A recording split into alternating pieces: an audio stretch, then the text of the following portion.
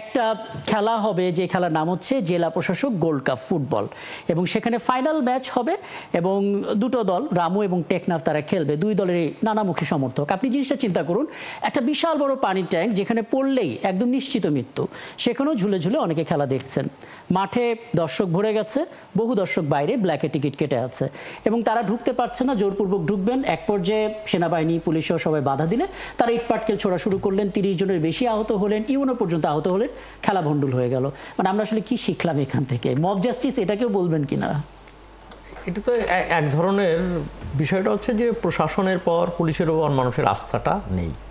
যে আস্থা না থাকার কারণে তারা নিজেরাই নিজেদের দায়িত্ব পালন করতে চাচ্ছে এবং তাদের মধ্যে এক ধরনের মানসিকতা কাজ করছে, তারা তাদের পরিবর্তনটা তারাই করবে কিংবা তাদের অধিকারটা তারাই তাদের মতো করে আদায় করবে, এই ধরনের প্রবণতা, কিংবা মাঠে তারা তাদের মতো করে ঢুকে পড়বে।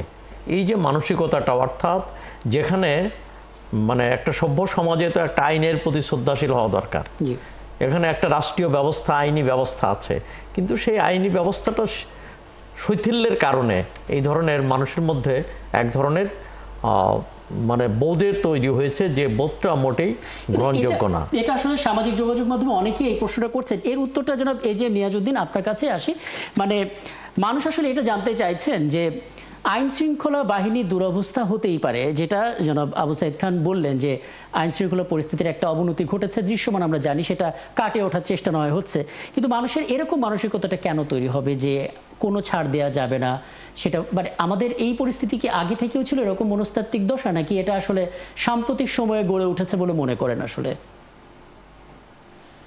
ধন্যবাদ। এটা আসলে আমরা দেখছি যে দীর্ঘদিন ধরে আমাদের মধ্যে এই যে রাজনৈতিক সংস্কৃতি এবং সেটার যে প্রভাব সমাজের অভ্যন্তরে, যে পরম অসহিষ্ণুতা এবং আরেকজনের মতকে অসম্মান করা, অশ্রদ্ধা করা, নিজের মতকে শ্রেষ্ঠ, নিজের দলকে শ্রেষ্ঠ মনে করা, এই যে মানসিকতা, এটা কিন্তু পুরো সমাজের মধ্যে ছড়িয়ে গেছে এবং যার মধ্যে দিয়ে মানুষের মধ্যে এই সংস্কৃতি, আমরা কিন্তু আমাদের নাগরিক হয়ে ওঠার যে বিষয়টা আমাদের দেশে সঠিকভাবে হয়ে ওঠেনি।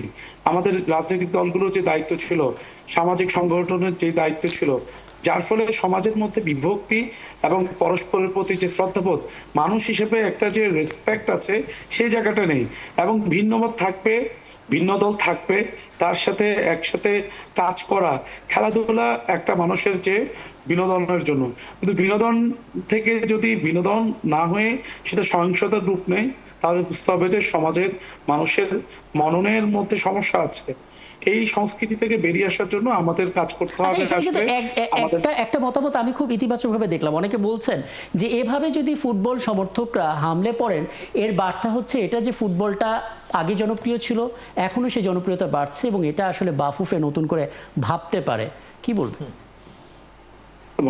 ফুটবল তো আসলে একটা ঐতিহ্যবাহী খেলা বাংলাদেশের মানুষের মধ্যে। আপনি দেখবেন যে বিশ্বকাপ ফুটবলে ব্রাজিল আর্জেন্টিনা নিয়ে যে পরিমাণ মাতামাতি হয়, পৃথিবীতে কোথাও হয় কিনা। তো ফুটবলের একটা আলাদা স্থান আছে, কিন্তু এটাকে জনপ্রিয়তা আগেও ছিল, এখনো আছে।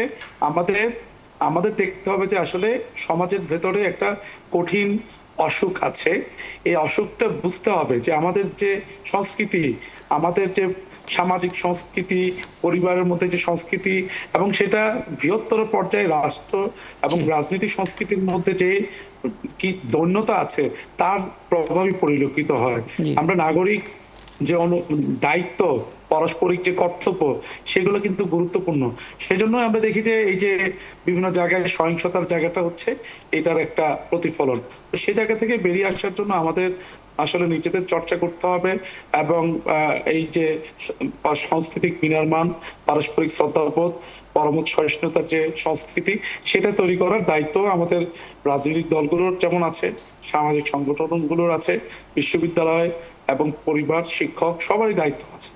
সেটার মাধ্যমে হয়তো আস্তে আস্তে নিশ্চয়ই বেরিয়ে আসবে। এখন এই যে পরমত সহিষ্ণুতার কথা যেটা আমরা বলি, সেটা তো আসলে সবকিছু মিলে সামাজিক অবস্থা, পারিবারিক শিক্ষা, রাজনৈতিক দলগুলোর দায়িত্ব এবং একই সঙ্গে স্কুল কলেজ সহ সব জায়গা থেকে একটা শিষ্টাচার শেখানোর প্রয়োজন।